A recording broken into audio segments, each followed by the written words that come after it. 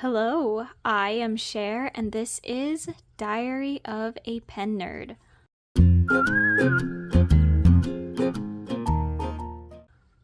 Welcome back to another video. We've got a special video for you today for Halloween.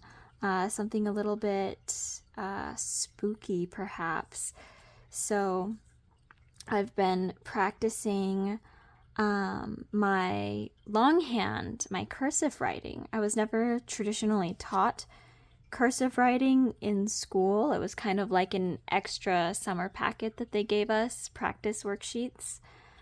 So I learned a little bit, but I was never really taught and never really wrote in it consistently and kind of made up my own letters. But for the past couple of weeks, I've been trying to practice writing in cursive, trying to get a consistent script that looks nice.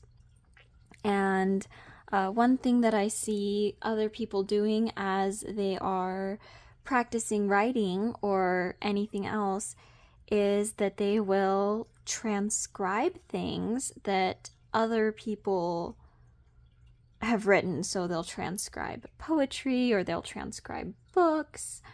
And I thought that this sounded pretty neat. And so today, for a special spooky little Halloween video, I thought we could try practicing some cursive writing and transcribing some spooky poetry. So I have this pocketbook of Edgar Allen Poe poetry. I feel like he's, pretty classic as far as spooky poetry goes. I've got out some fun little things, an eyeball paperweight to kind of set the mood. We've got some incense burning.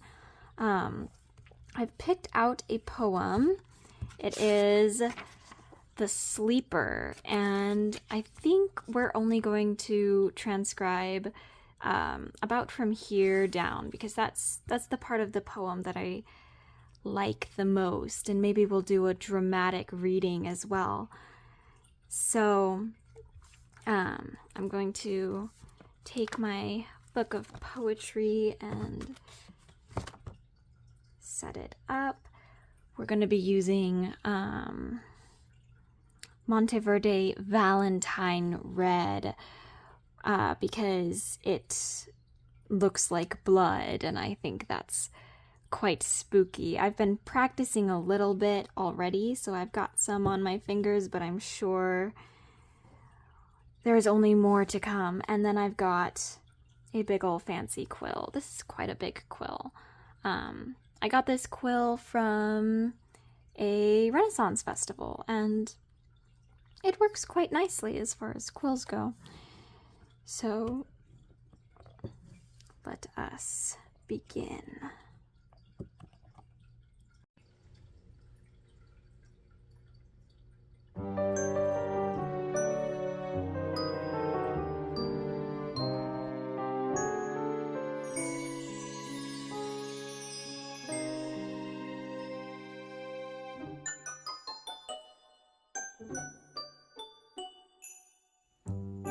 The lady sleeps, oh may her sleep, which is enduring, so be deep.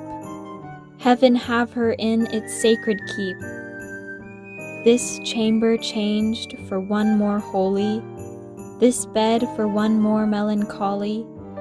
I pray to God that she may lie forever with unopened eye, while the pale sheeted ghosts go by.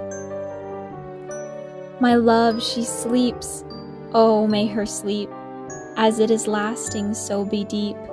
Soft may the worms around her creep. Far in the forest, dim and old, for her may some tall vault unfold, some vault that oft hath flung its black and winged panels fluttering back, triumphant over crested palls of her grand family funerals. Some sepulchre, remote, alone, against whose portal she hath thrown in childhood many an idle stone, some tomb from out whose sounding door she ne'er shall force an echo more. Thrilling to think, poor child of sin, it was the dead who groaned within.